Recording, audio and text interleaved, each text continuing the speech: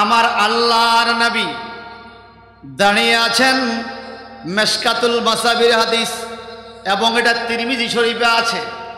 আল্লাহর হাবিবের কাছে প্রশ্ন করা হলো, ইয়া রাসূলুল্লাহ, ইন্না কুরাইশা জালাসু ফাতাযাকারু আহসাবাহুম বাইনাহুম ফাজালু মাসালুকা মাসালা নাখলা। সাহাবায়ে কেরাম জানতে চাইলেন, নবীজি আপনাকে নিয়ে মানুষ বিভিন্ন রকমের মন্তব্য করে, আপনি কোন বংশের, আপনি কে, কেন এত ইসলাম প্রচার নিয়ে শুরু হলো, বিভিন্ন কথাবার্তা, আপনি কে, আপনার জন্ম বৃত্তান্ত কি, আপনি কোন বংশের, যদি একটু ওয়াজ করে শোনাতেন। আমার নবীজি বলেন, তখন আল্লাহর হাবিব বললেন, ইন্নাল্লাহ খালাকা খালকা, বলে শোনো আমি নবী কে। ইন্নাল্লাহ খালাকা খালকা, নিশ্চয় আল্লাহ সৃষ্টি জগৎ সৃষ্টি করলেন। ফাজআলানি মিন খায়রিহিম, সমস্ত সৃষ্টিদের মধ্য থেকে আমাকে উত্তম জায়গায় রাখলেন। এরপরে কি করলেন, ওয়া খায়রি ফারিকাইনে, উত্তম জায়গাগুলোকে আবার দুই ভাগে ভাগ করলেন। সুম্মা তাখায়্যারাল কাবায়লা, আবার উত্তম কবিলা দলগুলো আলাদা করলেন। ফাজআলানি মিন খায়রি কাবিলা, আমাকে উত্তম বংশের মধ্যে পাঠাইলেন। সুম্মা তাখায়্যারা বুয়ুতা, আমার বংশের মধ্যে উত্তম উত্তম ঘরগুলো ভাগ করলেন। ফাজআলানি মিন খায়রি বুয়ুতিহিম, আমি যেই ঘরে জন্ম নিয়েছি ওই ঘরটাকে সবচেয়ে দামি ঘর বানাইলেন। ফানা খায়রুকুম নাফসা, আমার ঘরের মধ্যে যত দামি মানুষ ছিল আমি সবচাইতে দামি মানুষ হিসেবে দুনিয়াতে আগমন করেছি।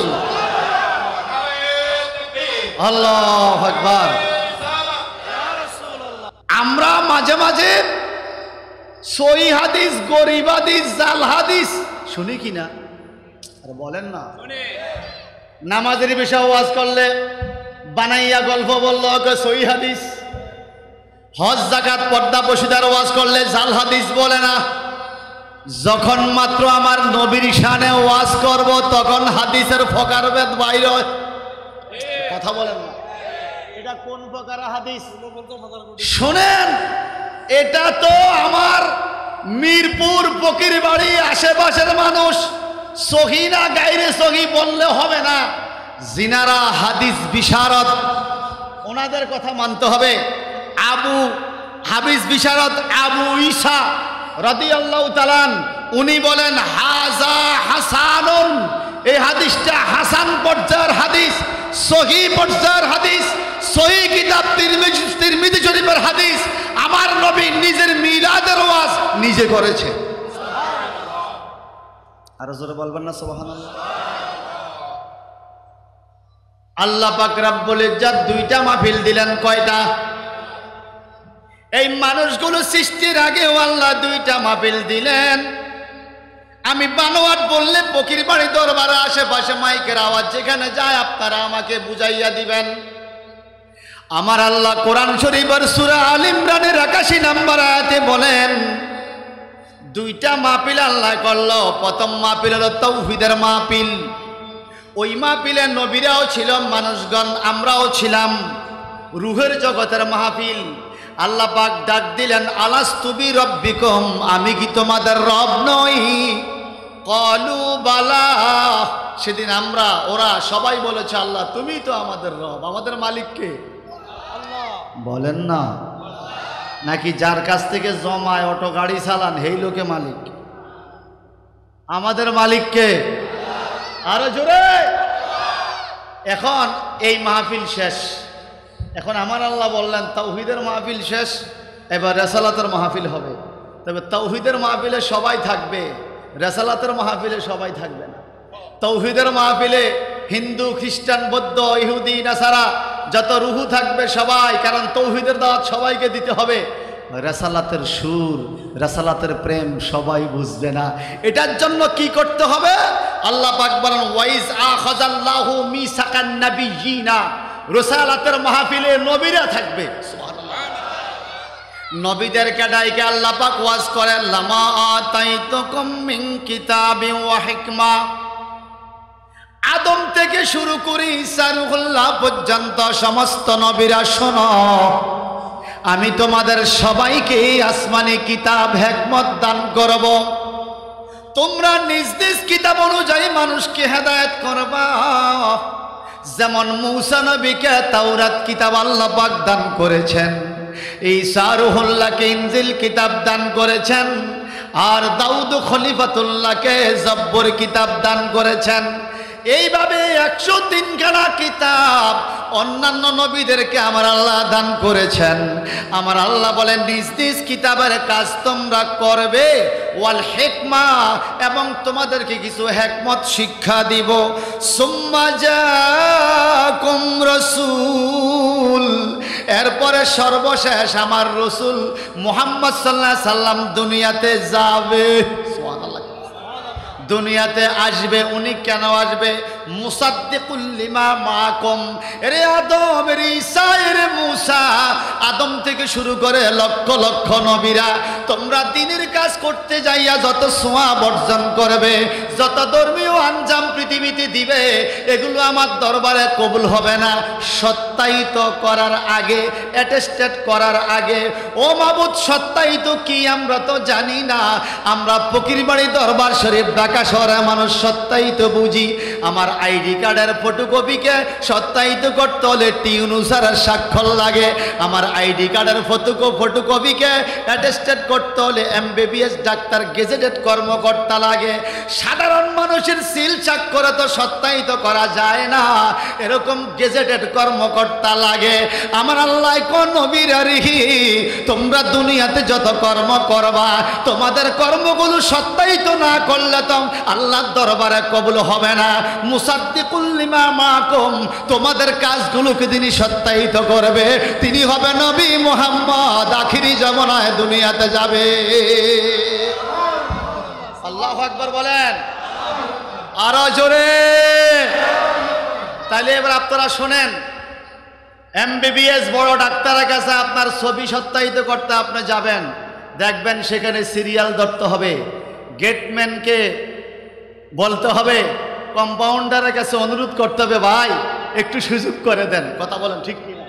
কারণ আপনি যাকে সত্যায়িত করবেন তার কাছে যেতে হবে, তো আপনাকে সুযোগ করতে দেবে, ওই লোকের অনুরোধ করতে হবে। অন্যান্য নবীরা কাগজ সত্যায়িত করার জন্য আমার রসুলের কাছে আসবে। আমরা রসুলের উম্মত যদি হই, রসুলের দরবারের গেটকিপার যদি হই, রসুলের দরবারের কম্পাউন্ডার যদি আমরা হই, অন্যান্য নবীদের চাইতে আখিরি নবীর উম্মতের মর্যাদা এজন্যই তো আল্লাহ এত দামি করে দিয়েছে। আমাদের নবী যিনি সত্যায়িত করবে অন্য নবীদের কাজ, সেই নবীর উম্মত আমরা। খুশি না ভেজা?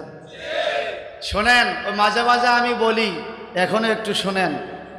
এই মিরপুর কলেজ থেকে এক মেয়েকে মহব্বত করে এক ছেলে তার সাথে সম্পর্ক করে বিয়ে করে বাসায় নিয়ে আসছে। এখন ছেলের বাবা রাগ করে বলতেছে মানি না।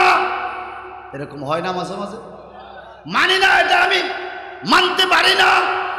মায় বলে মানি না, দাদায় বলে মানি না। এখন এই ছেলে বউ নিয়ে যাবে কই? ছেলে বুদ্ধি করে ছোট চাচাকে মিল করছে, চাচা ভুল তো করে ফেলছি, এখন আমারে বউ নিয়ে যাবে কোথায়, একটু বাবাকে বুঝাইয়া একটু ব্যবস্থা করেন। ছোট চাচা গেল, ভাই ভাই মাইনা যান, ছেলে ভুল করে ফেলছে, বিয়ে করে ফেলছে, মানি না। কয়েকবার বলার পরে যখন মানে না, তখন চাচায় কি বলে, ও ভাই মানেন না? বলে না মানি না। বলে আপনি না মানলে কি হবে? আপনি মানলেও বিয়ে হয়ে গেছে, না মানলেও বিয়ে তো হয়ে গেছে। কথা বলেন ঠিক কি না? বর্তমানে রসুল পাকের 1500তম বেলাদাত শরীফ এই বছর পালন হলো। ও ভাই, আপনার নবীর মিলাদ মানেন আর না মানেন, 1450 বছর আগে রসুল পাকের মিলাদ হয়ে গেছে। আপনি মানলেও মিলাদ হয়ে গেছে, না মানলেও মিলাদ হয়ে গেছে। ঠিক কিনা বলে? আল্লাহু আকবার।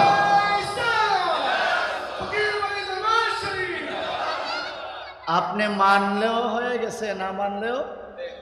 এখন মানলে আপনার লাভ, না মানলে, যেরকম বিয়ে অনুষ্ঠান মানলে আপনার লাভ আছে, একবেলা দাওয়াত খেতে পারবেন, না মানলে কি আপনি দাওয়াত পাবেন? বলেন, আমরা নবীর মিলাদুন নবী মানি কি মানি না? বলেন বলেন। বুখারী শরীফের মধ্যে হাদিস, আবু লাহাব ইন্তেকালের পরে জনৈক ব্যক্তি ওনার বংশের স্বপ্নে দেখলেন, আবু লাহাব তোমার কি অবস্থা?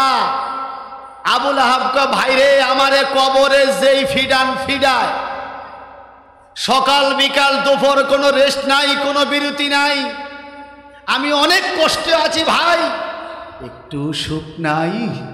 বলে সোমবার দিনে একটু সুখ পাই, আমার আঙ্গুলের মাথা দিয়ে মধু খাই। কি বার? বলেন না কি বার? উনি বললেন কেন? বলে আমার ভাতিজা মোহাম্মদ যেদিন দুনিয়াতে এসেছিল, আমি তো জানতাম না মোহাম্মদ যে নবী হবে। আমার ভাই আব্দুল্লাহ দুনিয়ার থেকে বিদায়, এই বিধবা নারী আমেনার ঘরে একজন সন্তান হয়েছে, নাম রাখছে মোহাম্মদ। আমার বান্দি দাসী সুয়াইবা, সে আমার কৃতদাস ছিল, কেনা দাসী, সে যা বলছে, এ আমার মালিক আপনার একজন ভাতিজা হয়েছে খুব সুন্দর, আমি ভাতিজা হয়েছে খুশিতে আমার আঙ্গুল দিয়ে তাকে ইশারা দিয়ে আজাদ করে দিয়েছি। মানে তুমি মুক্ত, তুমি আজকের থেকে আজাদ। আমি তো জানি না সে যে নবী, এতটুকু উপকার, এতটুকু মহব্বত করার কারণে আমার আঙ্গুল দিয়ে আমি জান্নাতি মধু খাই। আপনারা বলেন আবু লাহাব কি মুসলমান না কাফের? আরে কথা কয় না। তাব্বাত ইয়াদা আবি লাহাব, তাব্বাত ইয়াদা আবি লাহাব, আপনারা পড়ছেন না? আবু লাহাবকে নামাজে বকা দিলেও নামাজ হয়। সূরা লাহাব হইল নবীর দুশ্মনের গালি, বকা, অভিশাপ। তাব্বাত ইয়াদা আবি লাহাব, হে আবু লাহাব তোর হাত ধ্বংস হোক, তোর বিবি জাহান্নামে যাক, তুই যা। কেন? সে নবীর দুশ্মন ছিল। যে আল্লাহ আবু লাহাবকে কোরআন দ্বারা অভিশাপ করেছেন, যে আবু লাহাবকে নামাজে গালি দিল মুসলমানের নামাজ হয়ে যায়, সে আবু লাহাব যদি রসুল পাকের মহব্বতে ভাতিজা হিসাবে একটু মহব্বত করার কারণে জাহান্নাম থেকে একটু মুহূর্ত পরিত্রাণ পাইতে পারে, আমরা তো আবু লাহাবের মতো কাফের নয়, আমরা তো ঈমানদার। আমরা যদি রসুল পাকের আগমনকে স্বাগত জানাইতে পারি, আমাদের জীবনে কি আরো বেশি বরকত আসতে পারে না? কেন তারপরেও এত দ্বন্দ্ব? কেন? আপনার নাতি হইলে আপনি কত সুন্দরে জন্মদিন পালন করে বাড়ির মানুষকে মিষ্টি খাওয়ান, আশেপাশের কত বন্ধু বান্ধবকে ভালো মন্দ খাওয়ান, আবার দেখি আপনি ফেসবুকে স্ট্যাটাস দেন happy birthday to you, happy birthday to you. কথা কয় না? বলেন না। আপনার নেতা মিরপুর আসলে আপনি গাড়ি বহর দিয়ে মিছিল করেন, আপনার নেতা জেলখানা থেকে বাইর হইলে আপনি গাড়ি বহর দিয়ে মিছিল করেন। বাংলাদেশে বাংলা নববর্ষের দিনে আপনি মিছিল করেছেন, একজন আরেকজনকে ঈদ-ই মিলাদ, ঈদ মোবারক বলেছেন। আমাদের নবী আগমনে আমরা মিছিল করি, আপনি এত রকম ফতুয়া দিলেন কেন ভাই? আমরা তো আপনার ফতুয়ার বিরুদ্ধে যাই নাই, আমরা তো আমার রসুলের পক্ষে মিছিল করেছি, জুলুস করেছি। আপনি আর আমি মিছিল করি আর না করি, হাজারাত উম্মুহু লাইলাতাম মাউলিদিহি আসিয়াতু ওয়া মারইয়ামু ফি নিসাতাম মিনাল হাদরাতুল কুদসিয়া, হাদিস শরীফের মধ্যে পাওয়া যায় জান্নাতি নারী মরিয়ম আলাইহিস সালাম এবং জান্নাতি মহিলা আসিয়ার নেতৃত্বে অসংখ্য নারীরা মিছিল করে করে আমার নবীর জন্মদিনে আমেনার ঘরে হাজির হয়েছে। আপনি আর আমি মিছিল না করলেও চলবে, মিছিল হয়ে গেছে, মিছিল হয়ে গেছে। এখন যদি আমি আপনি মিছিল করি বরকত হবে, না করলে বরকত থেকে বঞ্চিত হব। তাহলে আমার আল্লাহ সমস্ত নবীদের সামনে বলতেছে আমার নবী যাবে, তোমরা শোনাও। আল্লাহ আমরা কি করতে হবে? লা তুকমিনুন্না বিহি ওয়ালা তানসুরুন্নাহু, অবশ্যই তোমরা তোমাদের কিতাবের কথা বন্ধ করে দিয়ে, তোমাদের ধর্মের দাওয়াত বন্ধ করে দিয়ে আমার নবী আখিরি নবীকে সহযোগিতা করবে এবং তার ধর্মের উপরে বিশ্বাস করবে। এবার বলেন আমার নবী যে দুনিয়াতে আসবে আল্লাহ মানুষ বানাইবার আগে ওয়াজ করছে কি করে নাই? আরে বলেন না। এখন প্রশ্ন থাকতে পারে হুজুর তাহলে আমার নবী কত আগের? 22 জগৎ বিখ্যাত হাদিসের কিতাবের নাম হলো সহিহুল বুখারী। বুখারী শরীফ is the second Quran of the world. It is second documents after the Holy Quran for all Muslims. কোরআন শরীফের পরে দ্বিতীয় দলিলের নাম হলো বুখারী শরীফ। সুবহানাল্লাহ বলেন। সেখানে হাদিস পাওয়া যায় আল্লাহর হাবিব আর জিবরাইল আমিন একদিন কথোপকথন করছেন। আল্লাহর নবী বললেন, জিবরাইল তুমি কি জানো তোমার বয়সটা কত? ফাকাল জিবরাইল ইয়া রাসূলুল্লাহ লাস্তু আলামু। জিবরাইল ফেরেশতা বললেন, হুজুর আমার বয়স কত আমি তো জানি না। সুবহানাল্লাহ। বলে তুমি একটা স্মৃতির কথা বলো আমি বলে দেব তোমার বয়স কত। জিবরাইল আমিন বললেন, ইয়া রাসূলুল্লাহ চতুর্থ আসমানে নাজমান একটা লাল রঙের তারকা আমি দেখতাম। ইয়াতলাউ এটা উদয় হতো চতুর্থ আসমানে। নবীজি গো এটা আসমানের মধ্যে উঠে একটানা 70,000 বছর জ্বলে থাকতো। কি মধুর দেখা যাইতো, আমি তাকাইয়া থাকতাম। সুবহানাল্লাহ বলেন। 70,000 বছর পরে আবার অস্তমিত হয়ে যেত, ডুবে যাইতো। আমি অপেক্ষা থাকতাম কবে আবার এই তারকা উঠবে। আবার 70,000 বছর পরে উঠতো, আমি জিবরাইল আবার তাকাইয়া থাকতাম। নবীজি বলেন এইভাবে কতবার দেখেছ? জিবরাইল আমিন বলে, নবীজি গো 70,000 বছর জ্বলে থাকতো, 70,000 বছর নিভে থাকতো। এইভাবে আমি জিবরাইল আকাশের ওই লাল রঙের তারকাটারে 72,000 বার দেখেছি। আল্লাহু আকবার। কত হাজার বার দেখছে? তাহলে কত কোটি বছর হবে ওই তারকার? আল্লাহু আকবার।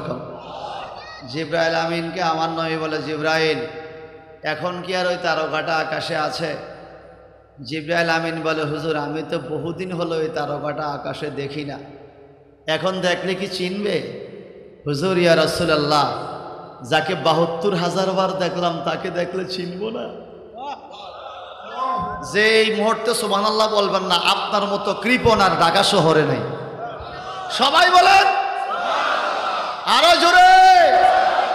এরে মন যদি দিতে হয় নবীকে দিও, আহা মন যদি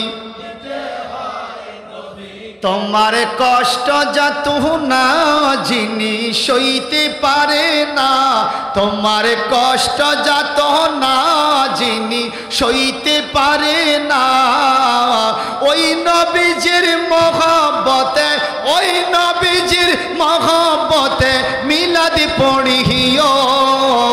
মন যদি দিতে হয় নবীকে দিও, আহা মন যদি নবীকে দিও। মৌতের বিছানাতে কি যে যন্ত্রণা, সাথে সাগরের পানি দিল তৃষ্ণা মিটে না। সাখারাতের বিছানাতে কি যে যন্ত্রণা, সাথে সাগরের পানি দিল তৃষ্ণা মিটে না। ওরে কাউসারের মালিক নবী, কাউসারের মালিক নবী তাকে বুঝিও। মন যদি দিতে হয় নবীকে দিও, আহা মন যদি নবীকে দিও। তোমার দুঃখ যত না যিনি সইতে পারে, তোমার কষ্ট যত না যিনি সইতে পারে, ওই নবীজির মহব্বতে মিলাদ পড়িও। মন যদি দিতে হয় মন যদি হুজুর কোথায় পাবো এখন, দেখবো কোথায়? আমার নবীজি বলেন, জিব্রাইল আমার পিঠের দিকে তাকাও। নবী আমার পিঠ মোবারকের জুব্বা মোবারক সরাইয়া দিলেন। জিব্রাইল আমিন আমার নবীর পিঠের দিকে তাকাইয়া বলে, নবী গো, ৭২,০০০ বার চতুর্থ আসমানে যেই লাল রঙের তারকা দেখেছি, ওটা তো আপনার পিঠ মোবারকে দেখা যায়। এটা সহিহ হাদিস, বুখারী শরীফের হাদিস। আপনার পিঠ মোবারকে কোথায় থেকে আসলো এই তারকা? সুবহানাল্লাহ বলো। এটা হলো আমার নবীজির পিঠ মোবারকের মোহর নবুয়তের সিল মোবারক। হুজুর আপনি কে, এটা কোথায় থেকে আসলো? এবার আমার নবী কি বলে দেখেন, ইয়া জিব্রাইল ওয়াইজ্জাতি জাল্লা জালালাহু, জিব্রাইল রে, ওয়াইজ্জাতি রব্বি জাল্লা জালালাহু, ও জিব্রাইল আমার আল্লাহ জাল্লে জালালাহুর ইজ্জত কসম দিয়া বলি, তুমি ৭২,০০০ বার আসমানে যে তারকা দেখেছ, আনা জালিকাল কাওয়াকিব, আমি নবী ছিলাম সেই তারকা। এবার জিবরাইল আমিন চিন্তা করে গেছে, আমার বয়স বেশি না নবীর বয়স বেশি? সুবহানাল্লাহ বলো আরো জোরে। এখন আসুন তিরমিজি শরীফে একটা হাদিস শোনাই। আন আবি হুরায়রা রাদিয়াল্লাহু তাআলা আনহু قال قالوا يا رسول الله متى وجبت لك قال كنت نبيا وآدم بين الروح والجسد رواه الترمذي هذا حديث صحيح। সুবহানাল্লাহ বলো।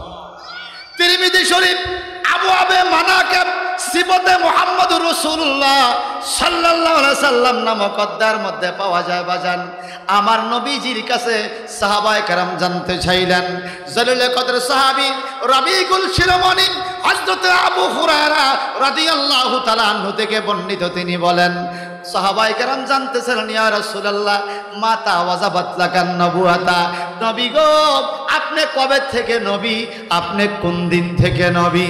আমার নবীজি বলেন, কুনতু নাবিয়্যা ওয়া আদামু বাইনার রূহি ওয়াল জাসাদ, আমার উম্মতরা শুনো, আদম নবীকে সৃষ্টি করে রুহু আলাদা শরীর আলাদা, এখনো শরীরের ভিতরে রুহু দেওয়া হয় নাই, তখনও সেই জায়গায় আমি নবী হিসাবে ছিলাম। আদম নবীর শরীরে রুহু দেওয়ার আগেও আমাদের নবী নবী। আরো জোরে বলবেন না সুবহানাল্লাহ। সেই নবীর আলোচনা হচ্ছে আজকে। আপনি বুঝলে বুঝ পাতা, না বুঝলে তেজপাতা। জোর করে কাউকে বুঝানো যায় না, জোর করে মানুষ বান্দা রাখা যায়, তার মন আটকে রাখা যায় না, জোর করে কারো ব্রেনে নবীর মোহাব্বত ঢুকানো যায় না। যিনি জান্নাতি হবেন, যাকে আল্লাহ জান্নাতি বানাইবার ইচ্ছা পোষণ করে, তাকেই আল্লাহ নবীর প্রেমিক বানায়। আল্লাহু আকবার।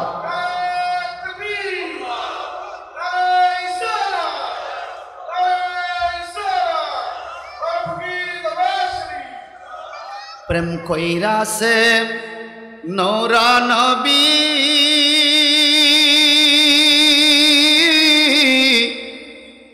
আরশ পরে গেলেন সলিরে। ঠিক কিনা বলেন না, ঠিক কিনা? আরে কত রঙে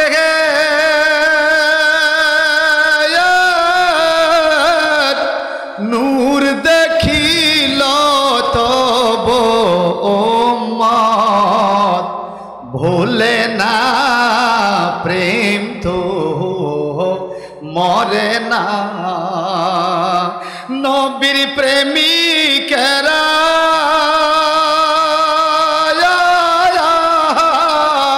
দিশে হারা মরণের ভয় করে না, প্রেম তো মরে না। আমরা নবীর প্রেমের দেওয়ানা, কথা বলেন ঠিক কিনা? প্রেম কইরাছে আইয়ুব নবী,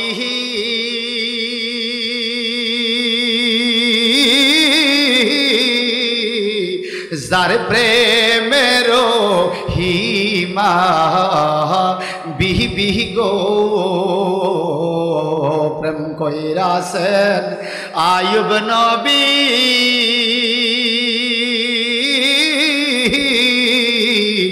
যার প্রেমের হিমা বিহি বিহি গো ওই 18 সাল পুকায় খাইল তো বুড়ো হিমা ছাড়ে না প্রেম তো। এটা বললে মনে গুনাহ হবে আপনাদের, বলেন প্রেম তো মরে নবীর প্রেমিকেরা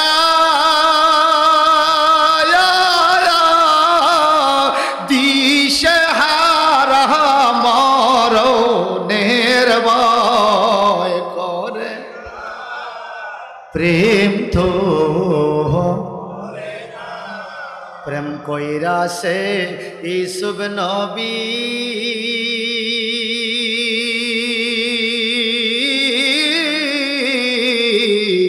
যার প্রেমে जो লেখা বিবিও প্রেম কইরাছে ইসুব নবী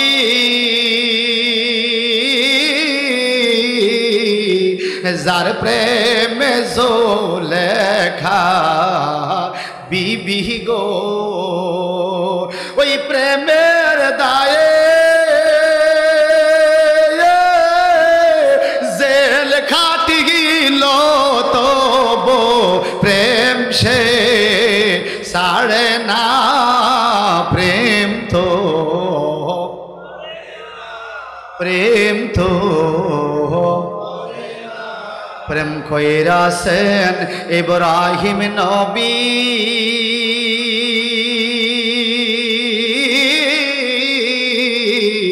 নম্রদের আগুনে পরিরে প্রেম কইরাছেন ইব্রাহিম নবী নম্রদের আগুনে পড়িও ওই আগুন হলো ফুল বাগিচা ইব্রাহিম তো জ্বলে না প্রেম তো নবীর প্রেমিকেরা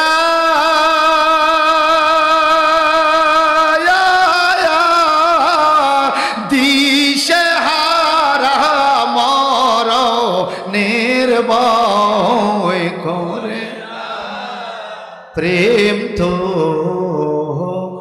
মরে না। মারহাবা কর রাসূলের সাথে প্রেম করলে এই প্রেম কখনো বিফলে যাবে। আমার আল্লাহ বলে তোমরা নবীকে মানবে আখিরি জামানা, তোমরা আমার সাথে ওয়াদা দাও। ক্বালু আকরারনা, সেদিন সমস্ত নবীরা রূহগুলো বলেছিল আল্লাহ আমরা তোমার সাথে ওয়াদা দিলাম আখিরি নবী দুনিয়াতে গেলে আমরা মেনে নিব, ওনাকে সাহায্য করব, ওনার উপর ঈমান আনব। ক্বালা ফাশহাদু, আমার আল্লাহ বলে রে নবীরা তোমরা একে অপরের সাক্ষী থাকো। ওয়ানা মাকুম মিনাশ শাহিদিন, আমিও তোমাদের সাথে সাক্ষী রইলাম। এইভাবে মিলাদুন নবীর ওয়াজ আমার আল্লাহ আসমানের রাসালাতের মাহফিলে করলেন। এরপরও অনেক মানুষ মানতে চায় না, ঠিক কিনা বলে? যারা মানতে চাইবে না এই বিষয় আমার আল্লাহ তার পরবর্তী আয়াতে ফতোয়া দিয়ে দিলেন। আমার আল্লাহ 82 নম্বর আয়াতে বলেন ফামান তাওয়াল্লা বাদা যালিকা, এইভাবে ওয়াদা কইরা দেওয়ার পরেও যারা দুনিয়ার মধ্যে যাইয়া নবীর বিরোধিতা করবে, নবীর মিলাদুন নবীর বিরোধিতা করবে, ফাউলাইকা হুমুল ফাসিকুন,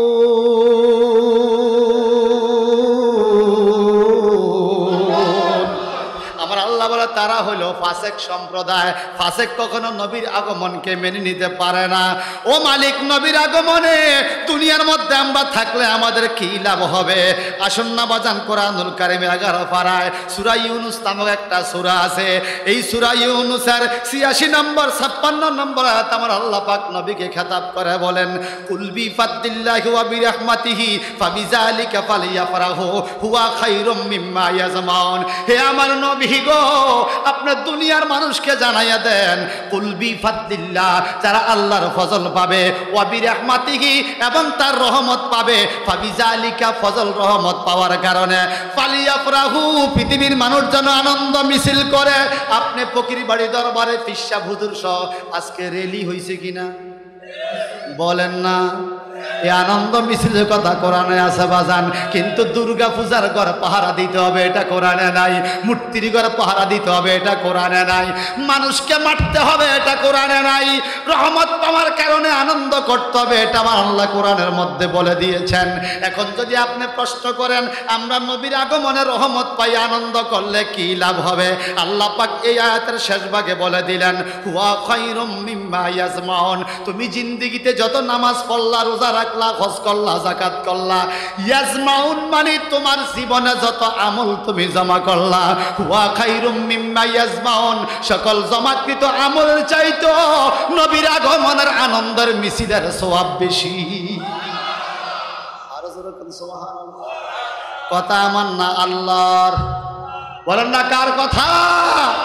আমার আল্লাহ পাক রব্বুল ইজ্জত কাল কিয়ামতের ময়দানে বিশ্ব কোরআনুল কারিমে সূরা আবাসার শেষ দিকে একটা ঘটনা বললেন কোরআনুল কারিমে, ইয়াউমা ইয়াফিরুল মারউ মিন আখিহি ওয়া উম্মিহি ওয়া আবিহি ওয়া সাহিবাতি ওয়া বানিহি। এরে জগতের মানুষ, কাল কিয়ামতের ময়দানে যখন 12 সূর্যের তাপের নিচে তোমরা থাকবে, তামার জমিনে কেউ দাঁড়ায় থাকতে পারবে না। মানুষের যখন গলা পর্যন্ত, হাঁটু পর্যন্ত, বুক পর্যন্ত পাপ পরিমাণ গাম হয়ে যাবে, গামের সমুদ্রে হাবুডুবু খাইতে থাকবে। ইয়াউমা ইয়াফিরুল মারউ মিন আখিহি। যদি ওই মুহূর্তে বাইকে দেখে, বাইকে দেখো না দেখার বান্দার আরেক দিকে চলে যাবে।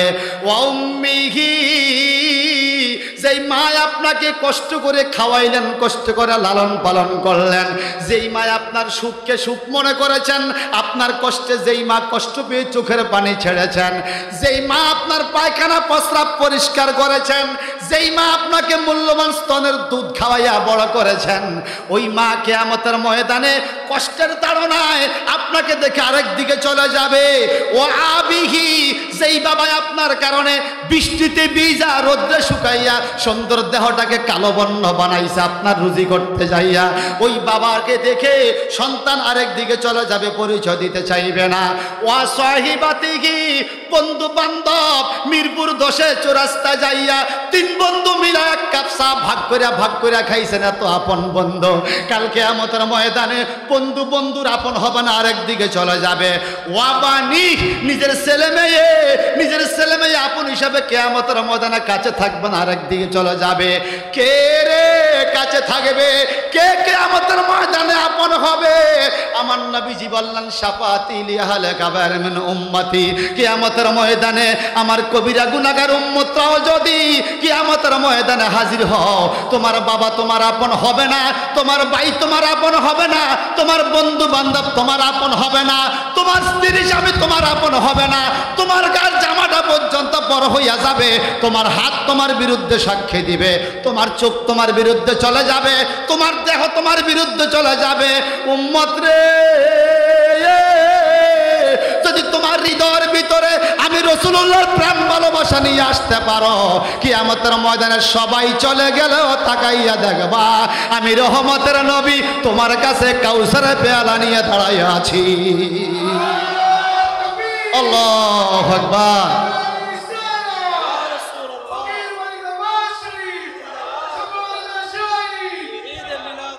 আপনারা বলেন নবী কিয়ামতে সুপারিশ করবে কিনা?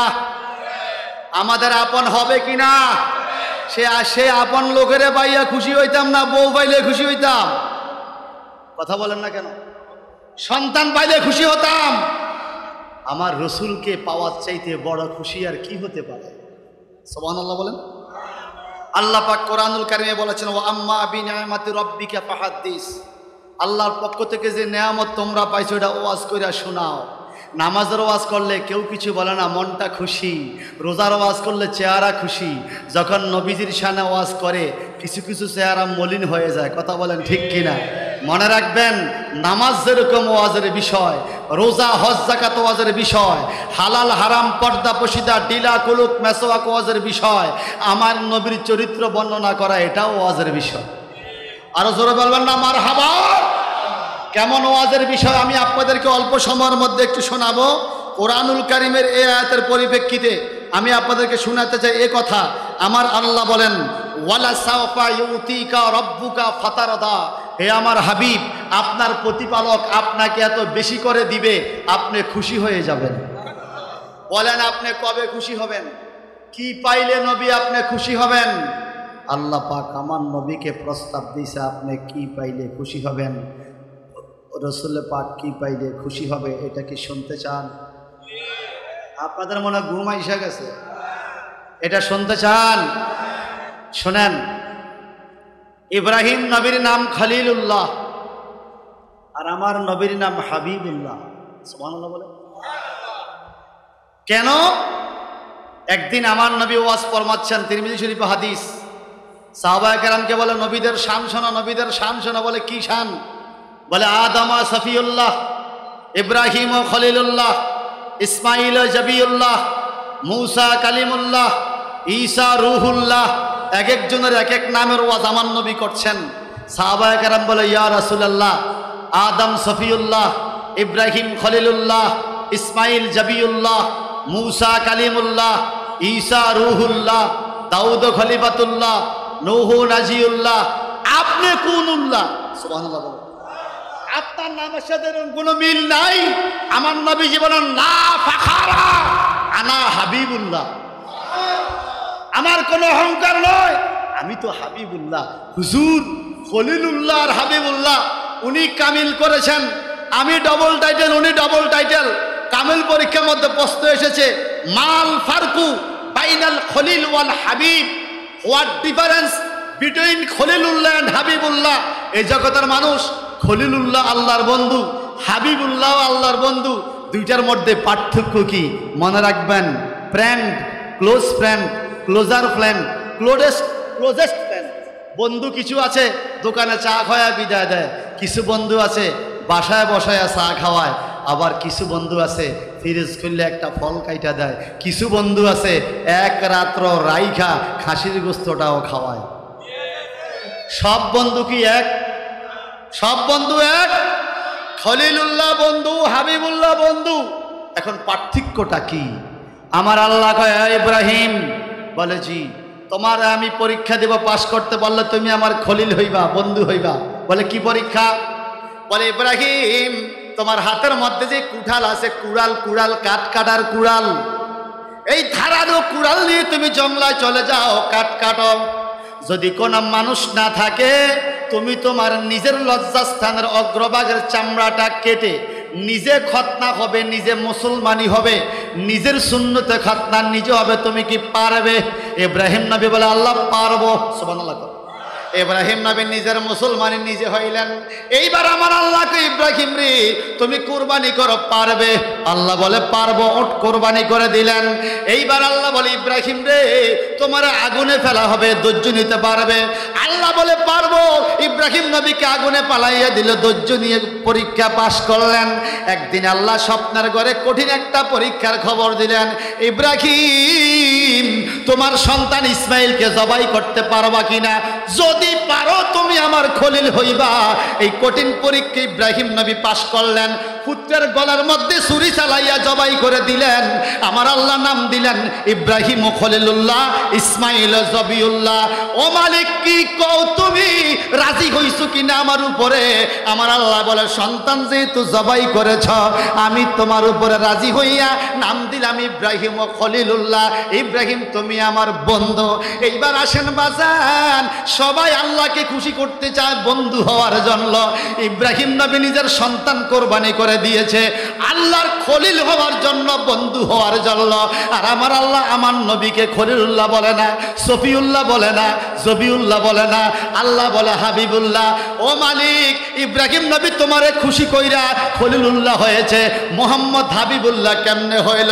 আমার আল্লাহ কয়, জগতের মানুষ শোনো, আমি কোরআনুল কারিমে ঘোষণা দিয়ে দিলাম, ওয়ালা সাউফা রাব্বুকা ফাতারদা ওয়ালা সাউফা ইউতিকা রাব্বুকা ফাতারদা।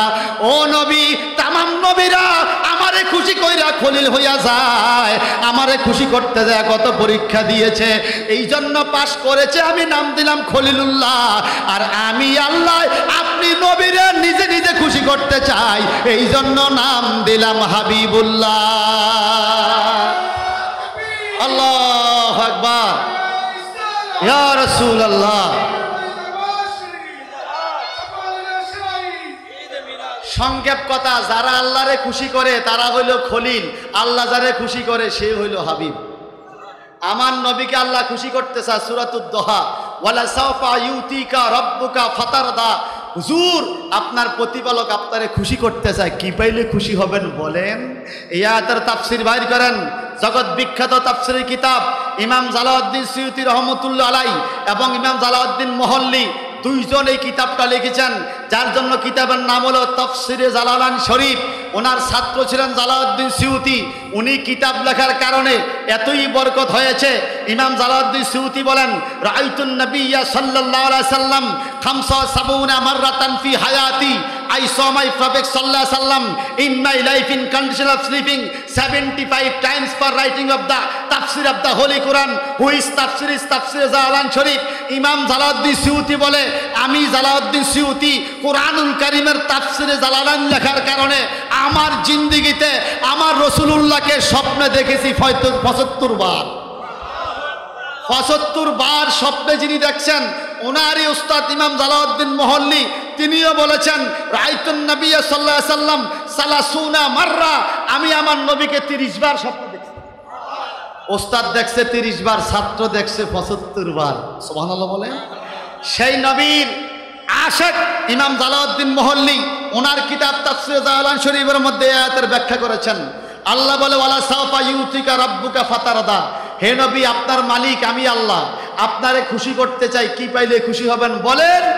আমার নবীজি বলেন, ক্বালা রাসূলুল্লাহি সাল্লাল্লাহু আলাইহি সাল্লাম, ওয়াইজান লা আরদা ওয়া ওয়াহিদুন মিন উম্মতি ফিন্নারে ইলাহুনা। সুবহানাল্লাহ বলে, আয় মালিক, তুমি চাইছো আমারে খুশি করবা, আমি সহজে খুশি হব না।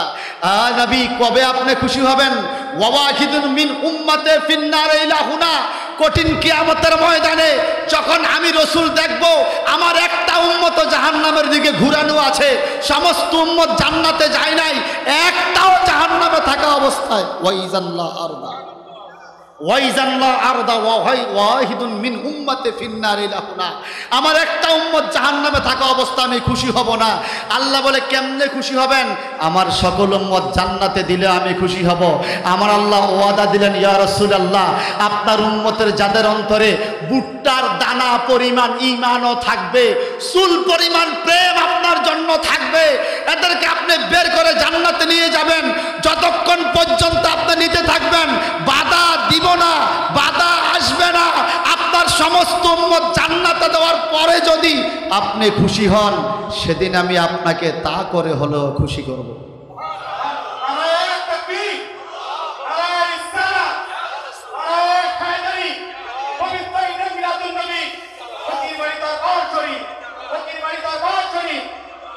এবার আপনারা বলেন তো বাজান, এত বরকতের পরে এত এত সম্মান আল্লাহ পাক নবীকে দিলেন, এত এত ইজ্জত দিলেন, এত ইজ্জতের পরেও আমরা রাসূল পাককে সম্মান করতে জানি না। বোঝা গেল আমরা মানুষ হইছি, হুঁশ রাখতে পারি না। আমি প্রথমে বলছি, আমরা মানুষ, আমরা কি বলেন না? কবরে যখন শোয়াবে, বিসমিল্লাহ ওয়া আলা মিল্লাতে রাসূলিল্লাহ, রাসূলুল্লাহর অ্যাড্রেসে তো দিবে। নবীর ঠিকানা ছাড়া কবরে কি আর কোনো ঠিকানা চলবে? বলেন বলেন, চলবে? চলবে। সেই নবীর ঠিকানার মধ্যে আমরা আছি এবং সেই নবীর ঠিকানার মধ্যেই আমরা থাকব। কথা বলেন ঠিক কি না? নবী আমার নামাজ শিখাইলেন, রোজা শিখাইলেন, হজ শিখাইলেন, যাকাত শিখাইলেন, নবী আমার কলমা পড়া শিখাইলেন। নবী বললেন, তোমরা আমাকে উসিলা ধরো। কেন? সুম্মা সালু ইলাল ওয়াসিলাতা ফাইন্না মুনজিরাতুন ফিল জান্নাহ। তোমরা সব সময় নবীর উসিলা দিয়া দোয়া করবে, নবীর নামের উসিলাটা জান্নাতের একটা মঞ্জিল। তোরে বলবেন না সুবহানাল্লাহ? এই হাদিসটা সহিহ হাদিস। আবু ঈসা বলেন হাজা হাসানুন সহিউন, এই হাদিসটা সহিহ এবং হাসান। চিৎকার দিয়ে বলুন না সুবহানাল্লাহ। ভাই সাহেব, আমার নবীজির শানে আল্লাহ পাক কোরআনুল কারীমে আয়াত দিয়েছেন।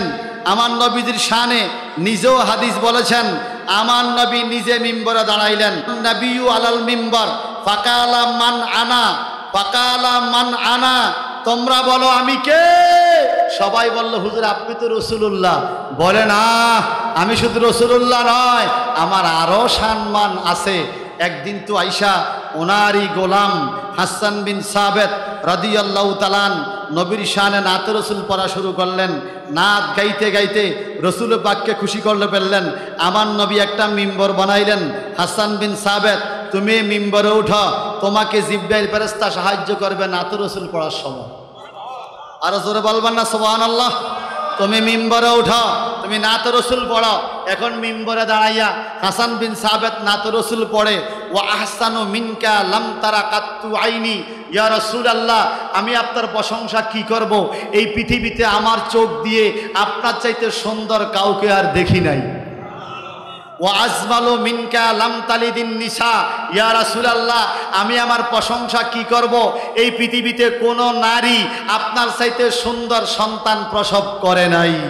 খলিকতা মুবাররান মিন কুল্লি আইবিন, ইয়া রাসূলুল্লাহ আল্লাহ পাক আপনাকে সমস্ত দোষ ত্রুটি মুক্ত করে সৃষ্টি করেছেন। কান্নাকা কাদ খলিকতা কামা তাশা, ইয়া রাসূলুল্লাহ আল্লাহ পাক আপনাকে এত সুন্দর করে সৃষ্টি করেছেন, মনে হচ্ছে আপনি যেভাবে তৈরি হতে চেয়েছেন আল্লাহ পাক সেভাবেই আপনাকে তৈরি করেছেন। যোগে যোগে সাহাবায়ে কেরাম রসুল আকরামের শানে কবিতা লিখেছেন। আল্লামা শেখ সাদি কত যুগ পরে লিখেছেন, বালাগাল উলা বিকামালিহি কাশাফাত দুজা বিজামালিহি হাসানাতু জামিউ খসালিহি সাল্লু আলাইহি ওয়া আলিহি। বালাগাল উলা বিকামালিহি, তিনি পৌঁছেছেন অনেক উপরে নিজের কামালিয়তের দ্বারা।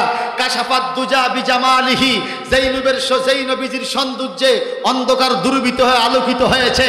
হাসানাতু জামিউ খসালিহি, যার সমস্ত চরিত্র সুন্দর। কেমন চরিত্র সুন্দর? আমাদের নামাজ ঠিক হইলে রোজা ঠিক নাই, রোজা ঠিক হইলে কথা ঠিক নাই, কথা ঠিক হইলে লেনদেন ঠিক নাই, লেনদেন ঠিক হইলে ওয়াদা ঠিক নাই, ওয়াদা ঠিক হইলে বউর সাথে আচরণ ঠিক নাই। আমগো একদিক না একদিক ঝামেলা আছে।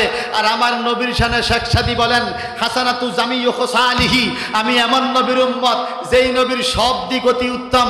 লেনদেন সুন্দর, কথাবার্তা সুন্দর, ওয়াদা সুন্দর, রাষ্ট্র পরিচালনা সুন্দর, উম্মতের সাথে আচরণ সুন্দর, পররাষ্ট্রনীতি সুন্দর এবং অর্থনীতি সুন্দর, সমাজ পরিচালনা তিনি শ্রেষ্ঠ।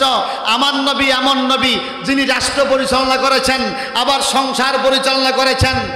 খোদ আম্মা আয়েশা সিদ্দিকা নবীজির সর্বকনিষ্ঠ স্ত্রী, উনি বলেন তোমরা কি জানো আমার নবী কেমন নবী?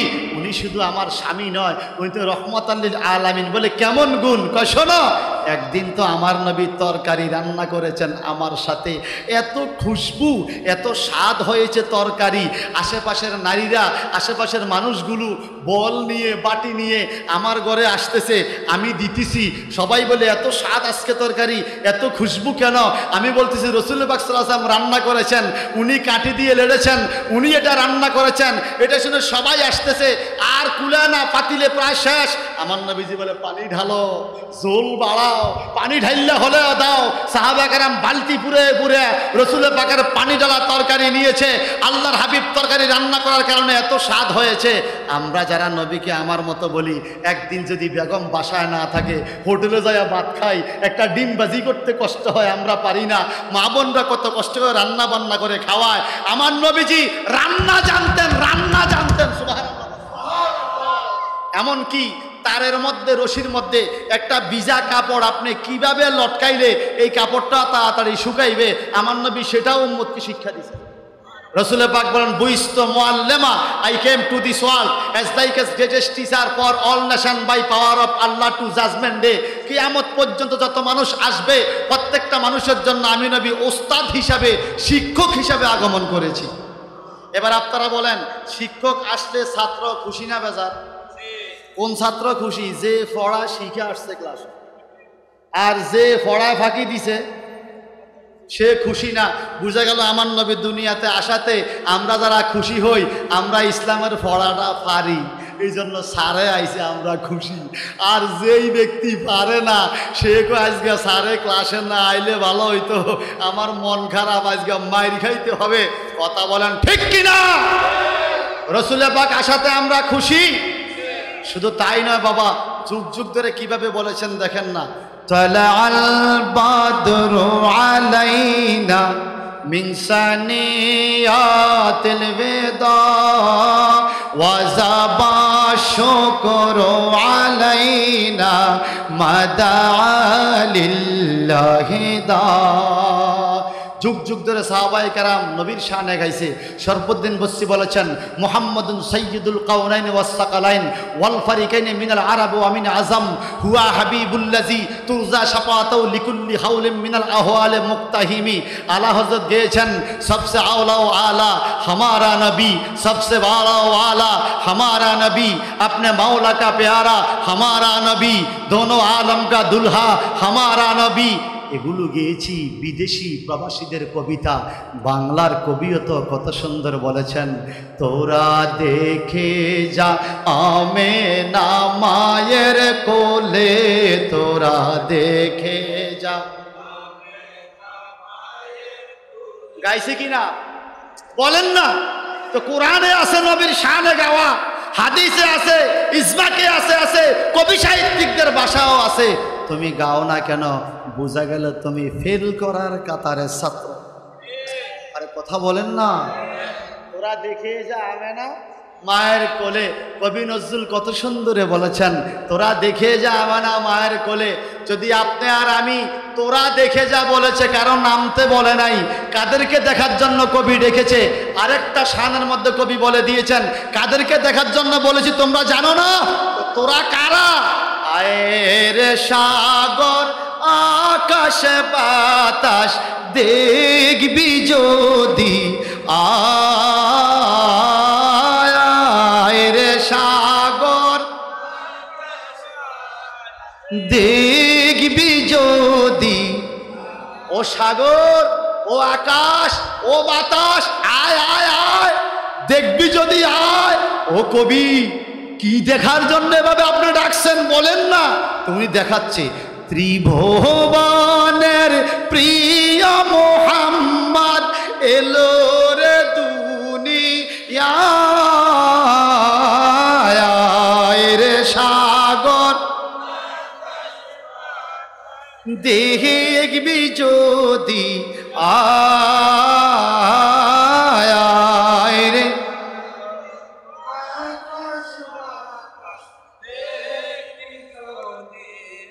আমি কবিদের চন্দ্রটা কি আমার বানানো না কবি সাহিত্যিকদের?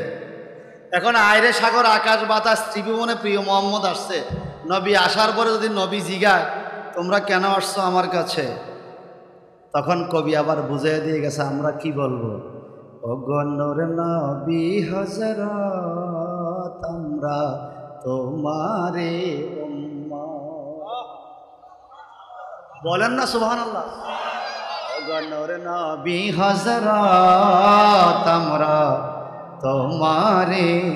তো আমার উম্মত হয়েছে, তো কি হয়েছে? আমার উম্মত হয়েছে তো আমি আসছে, তোমরা খুশি হয়েছ? তোমরা খুশি হয়েছ আমার উম্মত হয়েছ? আরেক কবি কি কয় যে আমি তো আপনার কাছে যেতে পারবো না, আপনি যেই দেশে জন্মগ্রহণ করেছেন দেখি না ওই দেশের রাস্তা যাইতে পারি কিনা।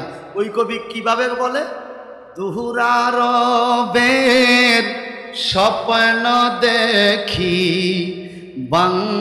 বাংলাদেশের কুটির হতে বেহুশ হয়ে চলছি আমি, কেদে কেদে কাবার পথে।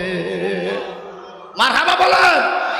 এখন যদি আপনি কেদে কেদে কাবার পথে যাইতে হয়, ভিসা লাগবে, পাসপোর্ট লাগবে, টাকা লাগবে। কথা বলেন, হুজুর আমি তো যেতে পারবো না, টাকা পয়সা নাই, তো আপনার মনে কি? কবি বুঝে গেছে নাই, রাস্তা নামতে পারলি না, গুনগুনাইয়া গাও না। কোনটা? মনে বড় আশা ছিল যাব মদিনায়, মনে বড় সালাম আমি করব গিয়ে, সালাম গিয়ে নবীর রোজায়, মনে বড়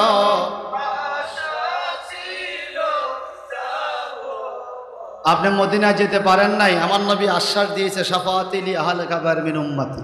মদিনা যেতে পেরেছেন, নবী আশ্বাস দিয়েছে মানজারা কবরি ওয়াজাবাত লাহু শাফাআতি। আপনি নবীকে দেখে দেখে রওজা পাকে গেছেন নবীর হায়াতে জিন্দিগিতে, তখন আপনাকে মানজারা বলেছেন। যদি আপনি নবীকে না দেখেন, নবীর ইন্তেকালে পরেও রওজা পাকে যান, আমার নবী আশ্বাস দিয়েছেন মানজারা কবরি বাদা মাউতি কামান জারানি ফি হায়াতি। যে ব্যক্তি আমার ইন্তেকালের পরেও আমার রওজা পাকে আসলো, সে যেন আমার বেঁচে থাকা অবস্থায় আমাকে দেখে গেল। তাইলে সেই নবীর মায়া অন্তর রাখা দরকার আছে না? আমি যেতেও পারি নাই, ফাঁকা হতে পারি নাই, কিছু পারি নাই, আমি কি করব?